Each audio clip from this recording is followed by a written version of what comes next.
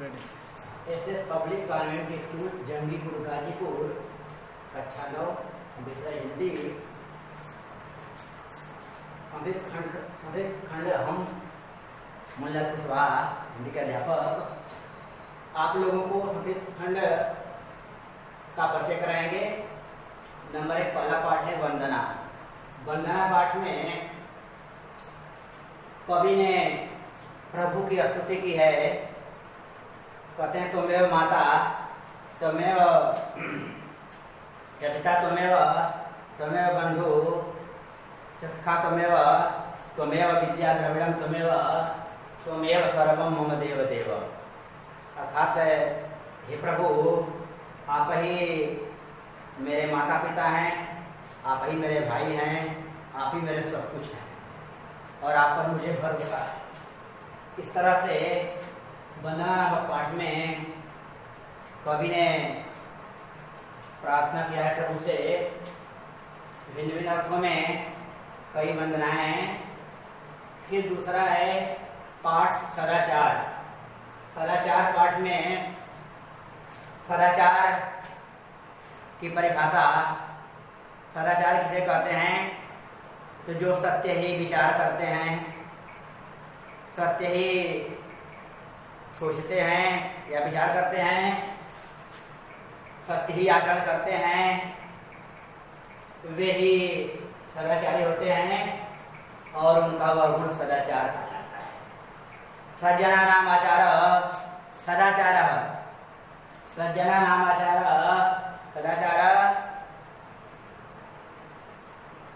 इस पाठ में यह दिखाया गया है, यह बतलाया गया है कि सत्य मार्ग पर चलने वाले लोग अपने इंद्रियों को अपने वश में करके सब पर विजय प्राप्त करते हैं, सबका मन हर लेते हैं, सबको अपने वश में कर लेते हैं। विनय सबसे मनुष्य का सबसे श्रेष्ठ गुण है। विनय के द्वारा अनेकों गुण उत्पन्न होते हैं और विनयशील मनुष्य सबका प्रिय होता है। अपने देश में हमारी जो संस्कृति है वह सबसे श्रेष्ठ है। सभी देशों के लोग आकर के भारत की धरती पर भारत की संस्कृति को सीखे और जाकर अपने अपने देश में संस्कृति का प्रचार किए। इस सदाचार पाठ में बताया गया है। सदाचार पाठ में एक श्लोक है, श्लोक में यह वर्णन है कि जो व्यक्ति सदाचारी होता है, दूसरे की निंदा नहीं करता है, दूसरों की भलाई करता है, वह इंसान 100 वर्ष तक जीता है। उसकी आयु, उसका यश, उसका बल और उसकी कीर्ति सब कुछ बढ़ता रहता है। इस पाठ में अंत में यह दर्शाया गया है कि व्यक्ति का चरित्र ही सब कुछ है। यदि व्यक्ति का चरित्र अगर बचा है तो सब कुछ बचा है, क्योंकि धन तो आता जाता है। यदि धन चला गया तो कुछ नहीं गया, यदि चरित्र चला गया तो समझिए सब कुछ चला गया। यदि चरित्र चला गया तो समझिए सब कुछ चला गया। तो इस सदाचार पाठ में सदाचार के द्वारा हम अपने इंद्रियों को बस में करके सब पर विजय प्राप्त करते हैं, सबको अपने वश में कर लेते हैं। अब अगला पाठ है सिद्धि मंत्र। सिद्धि मंत्र अर्थात सिद्धि ही मंत्र है। सिद्धि मंत्र का अर्थ है सिद्धि ही मंत्र है। एक इस पाठ में एक नारायणपुर गांव है। नारायणपुर गांव में 2 लोग रहते हैं, एक का नाम है रामदास और एक का नाम है धर्मदास। रामदास बहुत परिश्रमी व्यक्ति है। वह नियम का पालन करता है, प्रतिदिन सुबह में उठता है, अपने प्रभु का नाम स्मरण करता है, हाथ मुंह धोता है, स्नान करता है, प्रभु के का भजन करता है। उसके बाद अपने पशुओं को चारा देता है, तब अपने पुत्र के साथ खेत में जाता है। इस तरह प्रतिदिन मेहनत करने और अपने खेत में परिश्रम करने के बाद उनका निरीक्षण करने से साल के अंत में इतना अधिक धन उत्पन्न होता है, उसका घर धन धान्य से परिपूर्ण हो जाता है। उसी गांव में दूसरा धर्मदास नाम का व्यक्ति है जो एकदम बिल्कुल कायर है, वह आलसी है, वह कामचोर है, वह कुछ भी करना नहीं चाहता है और अपने पिता से के धन से सुखी धर्मदास का धन बहुत दिन तक नहीं चलता है, वह कुछ नहीं करता है, इसलिए एक दिन उसका धन समाप्त हो जाता है और उसका जीवन संकटग्रस्त हो जाता है।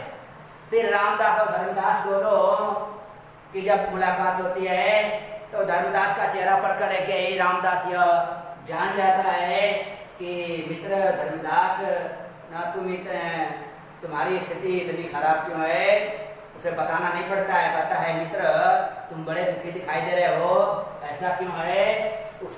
तो धर्मदास कहता है मित्र मुझे किसी चीज की मुझे कोई दुख नहीं है, धनाभाव के कारण यह मेरी स्थिति हुई है, धनाभाव होने के कारण मैं बिल्कुल दुबला पतला और चिड़ होता जा रहा हूँ, चिंता मुझे हटाई जा रही है, कोई ऐसा अगर उपाय है तो मुझे अन्न अर्जित करने का उपाय बताओ। फिर वह रामदास एक अपने महात्मा का मंत्र बताता, कहता है तुम्हें धन चाहिए तो चलो मेरे गुरु के पास, महात्मा के पास, और महात्मा के मंत्र से तुम धनवान हो जाओगे। वह मंत्र क्या है, धर्मदास को रामदास बतलाता है, कहता है कि प्रतिदिन सुबह में तुम्हें जगना होगा, अपने प्रभु का नाम अर्पण करना होगा, अपने पशुओं को की देखरेख स्वयं करनी होगी, अपने खेत में स्वयं काम करना होगा और खेत में किए गए काम का निरीक्षण स्वयं करना होगा। यदि ऐसा करोगे तो साल के अंत में प्रभु प्रसन्न होकर के तुम्हें इतना धन देंगे कि तुम भी मेरा धनवान हो जाओगे। और अपने मित्र रामदास के इस बताए गए कार्य को वह पुनः करता है और एक साल के अंत में उसे मालूम हो जाता है पूर्ण रूप से कि कर्म एवं सिद्धि मंत्र, कर्म ही सिद्धि मंत्र है। फिर मुलाकात होती है रामदास से, रामदास कहता है मित्र कहो क्या हाल चाल है, क्या स्थिति है। तो कहता है मित्र मैं समझ गया कि कर्म ही सिद्धि मंत्र है, कर्म करने से ही मैं धनवान हुआ, अब मुझे उस महात्मा के पास जाने की जरूरत नहीं है। इस तरह से एक कायर और एक परिश्रमी दोनों मित्रों के गुण और अवगुण का को प्रकट किया गया इस सिद्धिमंत्र नामक पाठ में। अब अगला पाठ है सुभाषतानी। सुभाषतानी पाठ में सुंदर उक्ति, सुंदर वचन कहे गए हैं में, ऐसे श्लोक जिनको अपना करके, जिनके रास्ते पर चल करके प्रत्येक व्यक्ति अच्छा परिश्रमी और महान बन सकता है, स्वयं तो स्वयं एक समाज को भी नई दिशा दे सकता है। अगला पाठ है नंबर 6, परमहंस रामकृष्ण। परमहंस रामकृष्ण अर्थात रामकृष्ण परमहंस। रामकृष्ण परमहंस एक विद्वान आदमी और इनके शिष्य का नाम था स्वामी विवेकानंद। परमहंस रामकृष्ण, इस पाठ में रामकृष्ण के आदर्शों को बताया गया है। गांधी जी ने कहा है कि ये जो कुछ भी करते थे इनका इसके पीछे अपना कोई भी स्वार्थ नहीं, क्योंकि ये महापुरुष थे। रामकृष्ण परमहंस सिद्धि प्राप्त करने के बाद भी सिद्धि को मानते नहीं थे। एक बार उनके एक शिष्य ने कहा कि प्रभु गुरुदेव आप परसिद्धि मान करके प्राप्त करने के बाद उसे मानते नहीं हैं। वह अपने गुरु से कहा कि उनका शिष्य कि मैं देखा एक व्यक्ति खड़ाऊ के द्वारा नदी को ना पार करता है, यह तो मेरे लिए बड़े आश्चर्य की बात है। यह बात सुन करके स्वामी रामकृष्ण परमहंस धीरे मुस्कुराए और कहे शिष्य इस परिश्रम का, इस सिद्धि का मूल्य केवल 2 पैसे है, क्योंकि एक सामान्य व्यक्ति भी नदी इस खड़ाऊ के द्वारा नदी को नाव के द्वारा नदी को पार कर सकता है और केवल 2 पैसे देगा और पार उतर जाएगा। इसलिए ऐसी सिद्धि प्राप्त करने से कोई उसका उचित मूल्य नहीं है। अब अगला पाठ देखिए गोपाल नंदना। गोपाल नंदना अर्थात श्री कृष्ण के बाल्य अवस्था का वर्णन किया गया है। कृष्ण बचपन में इनका जन्म ये कंस के कारागार में हुआ था या मथुरा में हुआ था। मथुरा के जेल खाने में इनके मामा कंस ने देवकी और वासुदेव को, इनके माता पिता को जेल में डाल दिया। इसलिए क्या गर्वाणी हुई थी कि तुम्हारे पुत्र 8वें पुत्र से मेरी मौत होगी, इसलिए दोनों को जेल में डाल दिया कि न 8वां पुत्र होगा और न इनके द्वारा मैं मारा जाऊंगा। लेकिन वही होता है जो मंजूर खुदा होता है, जो प्रभु की इच्छा होती है वही होता है, और हर काम का समय निश्चित होता है। कृष्ण का जन्म, गोपाल नंदन कृष्ण का जन्म भादो महीने के भादो महीने के शुक्ल कृष्ण पक्ष के 8वीं तिथि को मथुरा में हुआ था। जब इनका जन्म हुआ तो जेल के दरवाजे खुल गए, हाथ की बेड़ियां कट गई और मूसलाधार वर्षा हो रही थी। लेकिन बेटे की परीक्षा के लिए इनके पिता बलदेव जी ने रूप में बैठा करके और यमुना की ऊंची सी तरंगों को पार करते हुए गोकुल में पहुंचाए। इस तरह से इनके प्राणों की रक्षा हुई। जब कृष्ण बड़े हुए तो इनके घर गोपियां आकर के इन्हें, कोई इन्हें अपने गोद में उठा ले आती, कोई इन्हें दूध पिलाती, कोई इन्हें मक्खन खिलाती। इस तरह कृष्ण बचपन में सबके प्रिय थे। और जब ये बड़े हुए तो इनको मारने के लिए इनके मामा कंस ने बहुत से राक्षसों को भेजा, लेकिन सभी राक्षसों का कृष्ण ने वध कर दिया। और अंत में एक बार ब्रज में गोकुलवासियों के ऊपर विपत्ति मुसीबत आई। इंद्र नाखुश हुए और 7 दिन 7 रात लगातार बारिश किए, और इस बारिश से पूरा गोकुल में जल बहने लगा। तब कृष्ण ने अपने गोकुलवासियों की रक्षा स्वयं की। अगला नंबर 4 एकांकी खंड है। एकांकी में आप सभी विद्यार्थियों को 5 एकांकी पढ़ना है। 5 एकांकी है। पहला एकांकी है दीपदान। दीपदान का मतलब होता है दीपों का दान। दीपों का दान इस एकांकी के रचयिता है डॉक्टर रामकुमार वर्मा जी।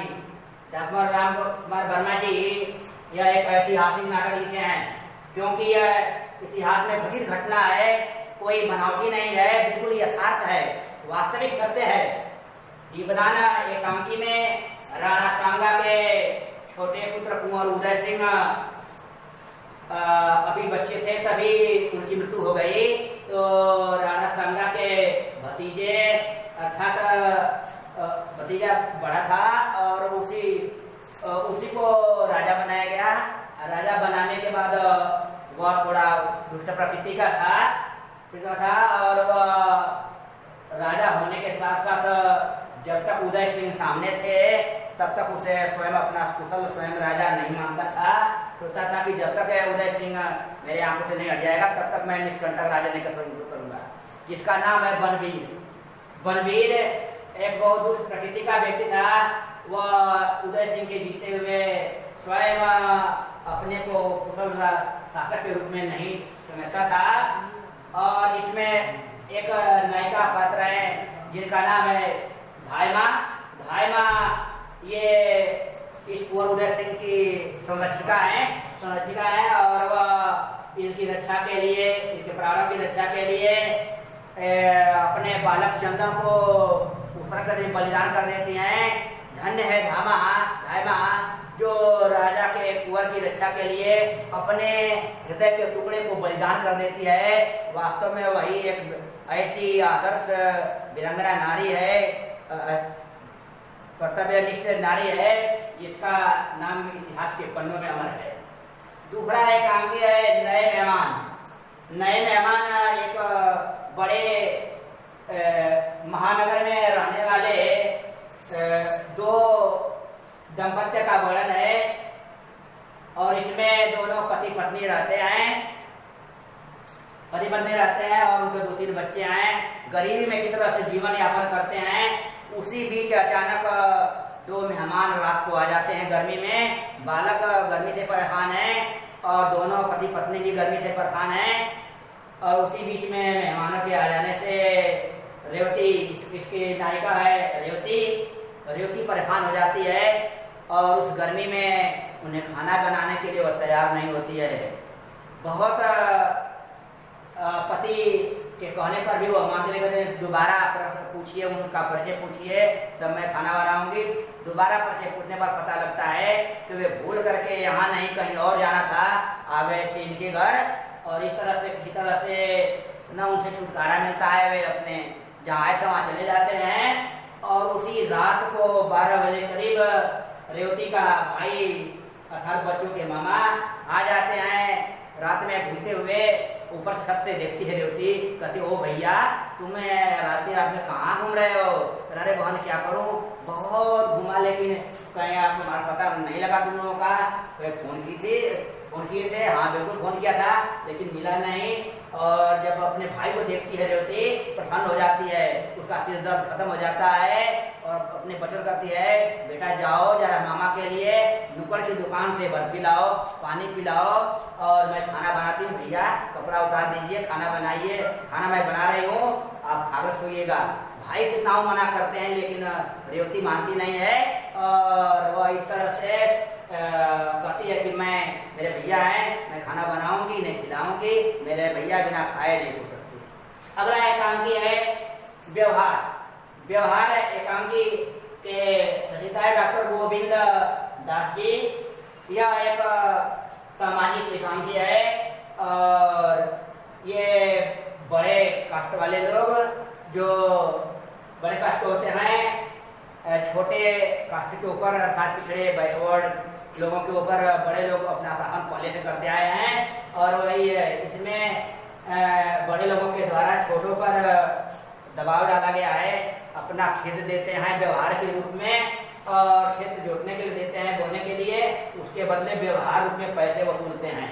इतना ही नहीं, यहाँ तक कि शादी विवाह भी करते हैं तो उसमें भी बड़े लोग छोटों से जबरदस्ती खाना खिलाने के बाद पैसे वसूलते हैं और वो अभी उनका ढंग अलग है। इस तरह से इस व्यवहार एकांकी में जो किसान हैं वो बड़े लोगों से बड़े त्रस्त हैं। त्रस्त होने के कारण उनके बड़े लोगों के शादी का जो उत्सव होता है उसमें आने से इनकार कर देते हैं। किसान लोग तो इनकार नहीं करते हैं लेकिन उनका बेटा है जो बिल्कुल क्रांति चंद है, क्रांति चंद पढ़ा लिखा ग्रेजुएट विद्यार्थी है, बड़ा लड़का है और वह अकेले सभी बड़े घराने के लोगों का विरोध करता है और शादी में निमंत्रण को स्वीकार नहीं करता है।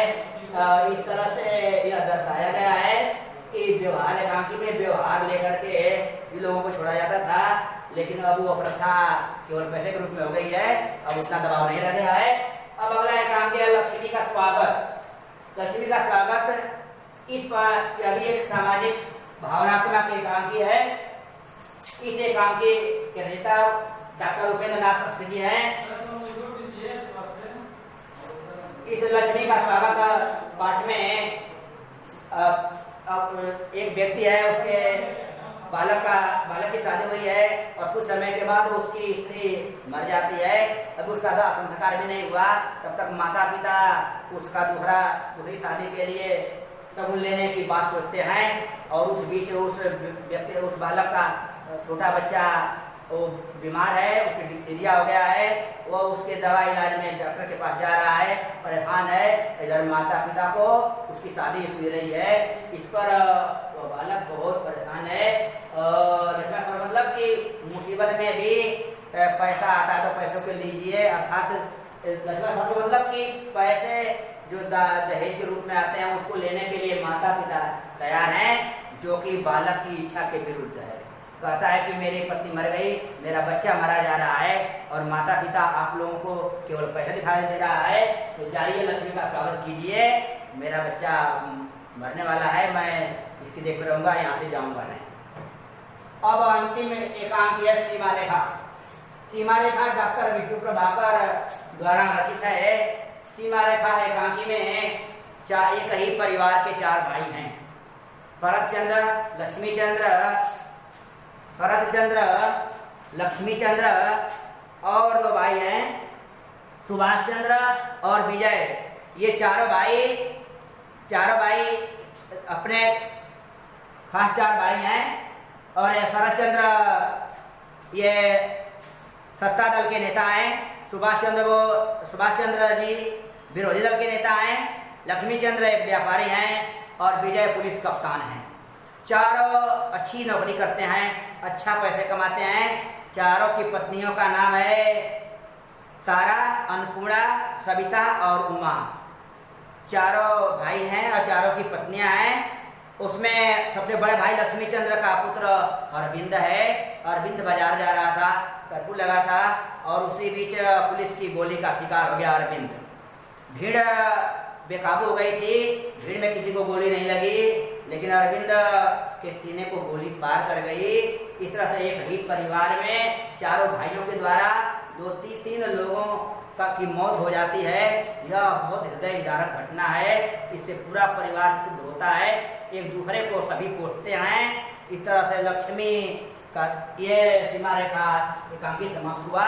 बस यही समाप्त करते हैं। विवरण अगले दिन।